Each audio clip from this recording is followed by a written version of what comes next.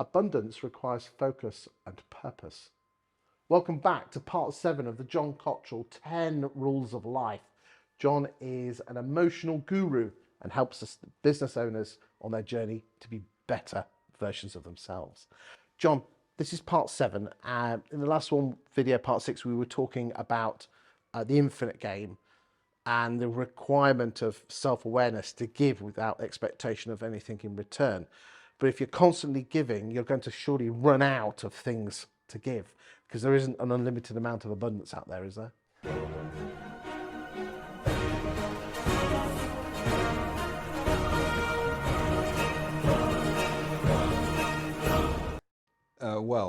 Yeah, you've just given the great contradiction. So if I approach the situation from a scarcity mentality, that's exactly what I'm thinking. I can't do this because, but then you're not focused on that long-term vision, that long-term intent. So the abundant mindset is I'm focusing on this long-term intent that I have. And I guess there's two things where people go wrong. The first bit, and you've mentioned in the conversations before, this thing about the unconscious and the conscious mind. So in my conscious mind, I've got all this stuff going on, most people have. And my unconscious is listening to everything I say and every thought I have. And it's trying to figure out what I want and how to bring it to me. In the classic one, we talk about, have you seen a blue Audi recently? And then you notice blue Audis. Or I'm going to buy a Mini. All of a sudden, I'm seeing Minis. Yes. They were there all the time, weren't they? Yes. So that's our unconscious bringing what we want to our attention. But if I've got loads of things and stuff going on, it's a bit like not having your radio tuned in correctly. All the unconscious mind hears is like and it doesn't know. It's going, oh, you want chaos? Fine, I'll bring you that, right? So the first thing is clarity of focus. And you'll find sometimes you'll meet someone who seems to be really financially successful, but not that bright. But what they had was a focus on the money. Yeah, they focused on it. That's what they wanted. They weren't cluttered by loads of, oh, this risk factor and that thing to worry about and blah, blah, blah. They just focused on making money, and that's what happened. The second step, and this is where the purpose bit comes, if I'm going to engage my higher self, my connection with the universe as a whole, then we need to have what's called an ecological purpose. So in other words, now it's not just about me, it's about others. And as soon as I open up a purpose to others, this might be this being of service, as we've talked about. That's ecological. If I'm going to serve my clients, my community with a great lettings agent service, a great estate agency service, that's ecological. There's nothing that says you can't charge good money for a good service. That's not making money at somebody else's expense. You know, you've seen these scam property survey things, shopper surveys. Come and tell us about your shopping thing, and all they're trying to do is find out if you can good enough to lend money to. Yeah, that's making money at someone's expense. Serving others is an exchange of value. Yeah, so when I'm giving, I'm not listing a property for free and selling it for free and hoping they're going to give me some money. I'm charging for my value, but my focus is delivering the value. Yeah? Not on the outcome of earning the money. Right. But by giving the value, yeah, in a holistic, ecological way, yeah, go on.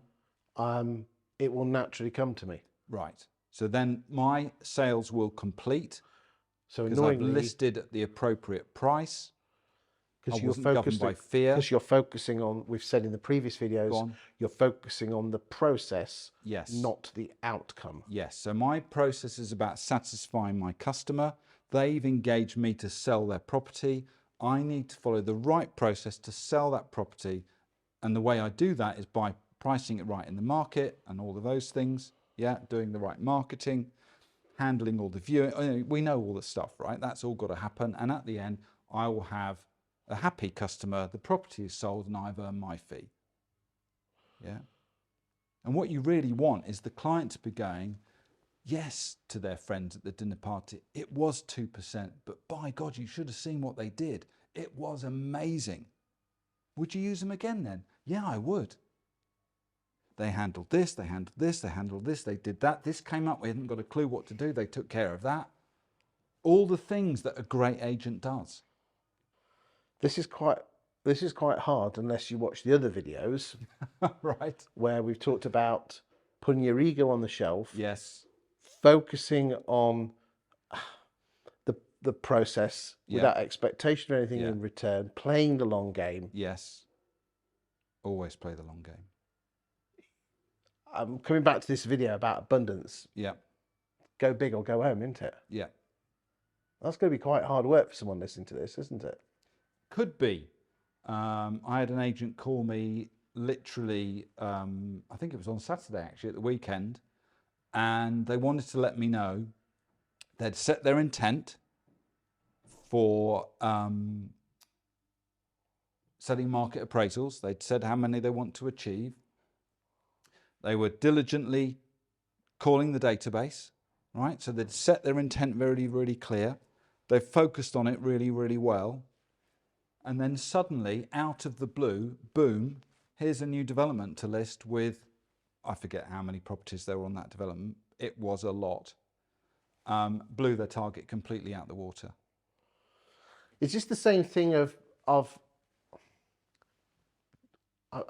it's amazing. If you do something over here, sometimes the universe will deliver it over here. Yes. And some people call it luck. I don't think it is luck. I just think it's... Why does luck show up when you take action with intent?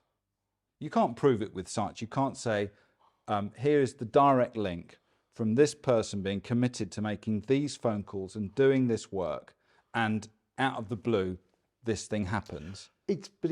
Go on. It's very similar to, we're coming back to emotion, and the biggest emotion is the love for your other half. You can't measure that in a number. No. You can't say, oh, I fell in love with my wife on that particular day. You just have to believe in the process. Yeah. And, isn't there some like quantum physics where if you take two electrons and split them and then move them to the side of the universe, if you whiz that one, that will do it, even though there's no link. I wouldn't ever sit here as a quantum but there is physicist. That's what quantum it is. That's what quantum physics is. So you should, in theory, you'll be able to go to the side if you can get so them there. Unity is everything's connected. That's the point. We find that very difficult in Western thinking. We've lost that. We've got different things have happened.